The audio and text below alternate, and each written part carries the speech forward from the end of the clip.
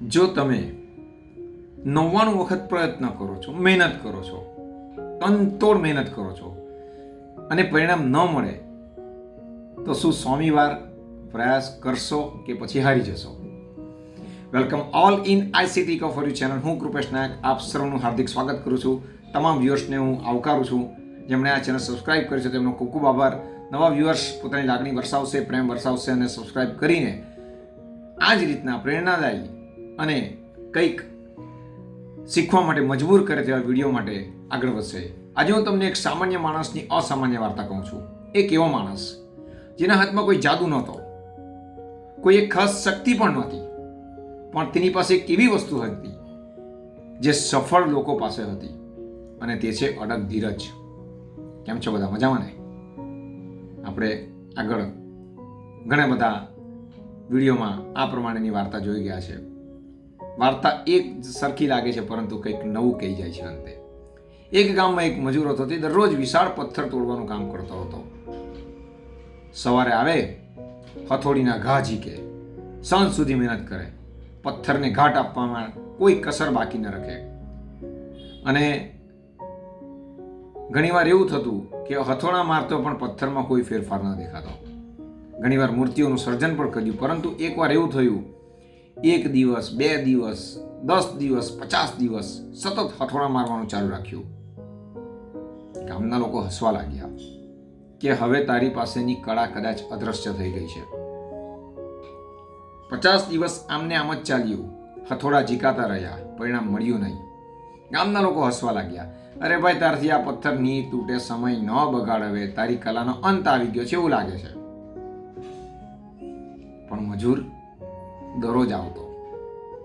એ જ એક હથોડી, એ જ એ પથ્થર, પરંતુ એનો એ જ વિશ્વાસ કે નહીં, અગાઉ જે નવું સર્જન થયું છે એ સર્જનનો હું જ ભાગીદાર હતો, તો આમાં પણ કંઈક થશે જ. એક વિશ્વાસ. અને પછી એક દિવસ 99 હથોડાના ઘા માર્યા બાદ જેવો 100મી વાર હથોડીનો ઘા વાગ્યો, વિશાળ પથ્થરના 2 ભાગ થઈ ગયા અને તૂટી ગયો. હાર્યો નહીં, ડગ્યો નહીં. લોકોના જે કંઈ પણ બાણ, વાક બાણ અસર ન કરી ગયા. પ્રયત્ન ચાલુ રાખ્યો આણે. અને એ જ લોકો બોલ્યા, વાહ, સ્વામી હથોડીમાં તો કમાલ થઈ ગઈ ને. કેવું પડે ભાઈ, હો, હવે તું ફરી પાછું સર્જન કરી શકશે. પણ મજૂર હસ્યો અને બોલ્યો, પથ્થર સ્વામી હથેળીથી નથી તૂટ્યો. પથ્થર જે હતો તે સ્વામી હથોડી મેં મારી તેનાથી નથી તૂટ્યો. પહેલેથી લઈને 99મી હથોડી સુધીની દરેક મહેનત તેમાં જોડાયેલી હતી. એક ઘાએ કંઈક 2 ભાગ નથી થયા પથ્થરના. પથ્થરે 99 ઘા સહન કર્યા છે, તો સ્વામી હથોડીમાં એ પથ્થર છૂટો પડ્યો છે. મિત્રો, આપણા જીવનમાં પણ આવું જ છે. ઘણીવાર આપણે પરિણામ માત્ર અંતિમ દિવસે જોઈએ છે, પરંતુ સફળતા તો દરરોજ નાની નાની નાની મહેનતોથી મળતી હોય છે. આખો લાડવો ખવાતો નથી, નાનો નાનો કરીને જ ખાવો પડે. 100 પગથિયા હોય તો 99 ચડવા પડે, પછી જ 100માં પગથિયે જવાય. એવો કોઈ શોર્ટકટ નથી કે સીધો જમ્પ મારો ને 100માં પહોંચી જઈએ આપણે.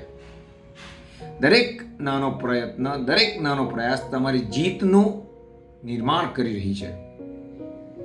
દરેક નાનો પ્રયત્ન તમારી જીતનું નિર્માણ કરી રહ્યો છે. પરિણામ મોડું આવી શકે, મહેનત ક્યારેય વ્યર્થ જતી નથી. જીતનારા લોકો અલગ કામ કરતા જ નથી, પરંતુ તેઓ લાંબા સમય સુધી એ જ કામ કરતા રહે છે, પછી એ સફળતાના શિખરો સર કરે છે. હાર ઘણીવાર અંત નથી, પરંતુ એ ધીરજની પરીક્ષા છે. પેશન્સ, ધીરજ કેટલી છે? લોકોમાં પેશન્સની કમી છે. તરત ઇન્સ્ટન્ટ જોઈએ છે. હાર અંત નથી, પરંતુ ધીરજની પરીક્ષા છે. અને ખાસ યાદ રાખજો મિત્રો, જે વ્યક્તિ અટકતી નથી ને તેને હરાવી મુશ્કેલ છે. જે વ્યક્તિ અટકી જ નથી પોતાની જિંદગીની અંદર, કંઈક ને કંઈક પ્રયત્ન ચાલુ રાખે છે, તેને હરાવી મુશ્કેલ છે. બીજ જમીનમાં નાખ્યા પછી બીજા દિવસે વૃક્ષ કદાપી ન બની શકે. નદી એક દિવસમાં પહાડ નથી કાપતી અને માણસ એક જ પ્રયત્ને મહાન નથી બની શકતો.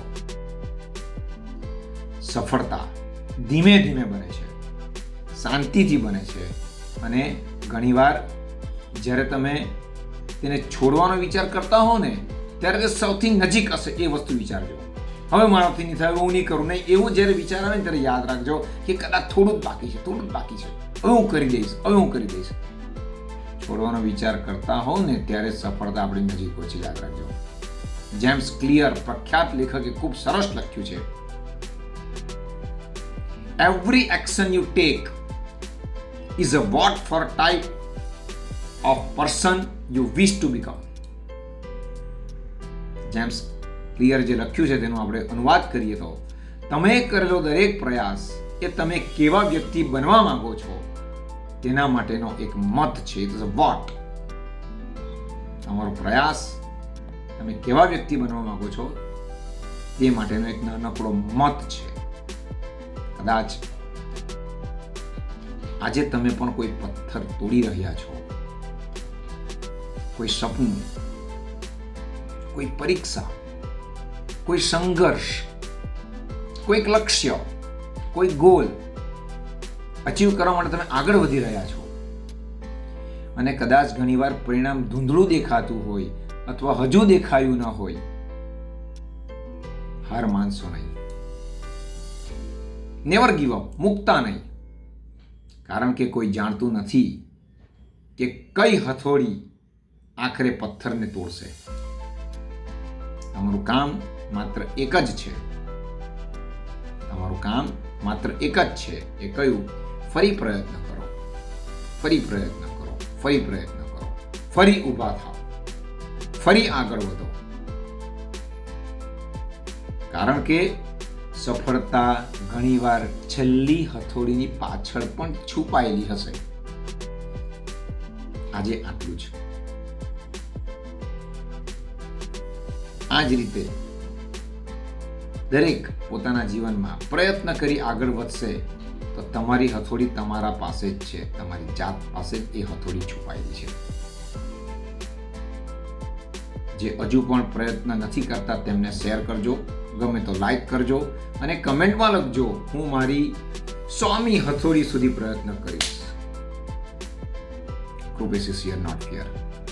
આવશે, મુશ્કેલીઓ આવશે, પણ મુશ્કેલીની અંદર તમારી હથોડી તમારા હાથમાં હશે. યાદ રાખજો આ વસ્તુ. બસ, આવજો, bye bye. Krupesh is here not fear. આવજો, બાય બાય, ટેક કેર.